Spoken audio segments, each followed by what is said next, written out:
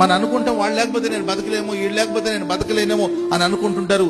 ఎవ్వరు లేకపోయినా మనం బ్రతకగలము, కానీ దేవుడు లేకపోతే మాత్రం మనం ఎన్నటికీ బ్రతకలేము. చెప్పండి కొడుతూ ప్రభుకు స్తోత్రం చెప్పండి గట్టిగా హల్లెలూయా. తీయని మాటలు చెప్పిన వాళ్ళు జీవితకాలం అంతా తోడుగా ఉంటానన్న వాళ్ళందరూ కూడా ఏదో కారణాల వల్ల మనల్ని విడిచి దూరంగా వెళ్ళిపోవచ్చు. మనుషులు దూరం అయిపోవచ్చు.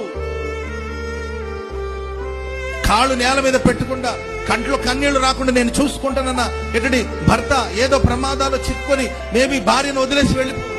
యేసయ్యనుడు యుగ సమాప్తి వరకు నేను తోడుగా ఉంటాను, నేను మిమ్మల్ని అనాథులుగా విడిచిపెట్టను. మీతో ఉండడానికి, మీలో ఉండడానికి నా ఆత్మను, పరిశుద్ధాత్మను పంపిస్తున్నాను. ఆయన ఆదరణకర్త, ఆయన మీతో ఉంటాడు, మీలో ఉంటాడు. క్షణమైనా నిన్ను విడవడు. పర్వతాలు తొలగిపోవచ్చు, మెట్టలు తత్తరిల్లిపోవచ్చు, నా కృప నిన్ను విడిచిపోదు.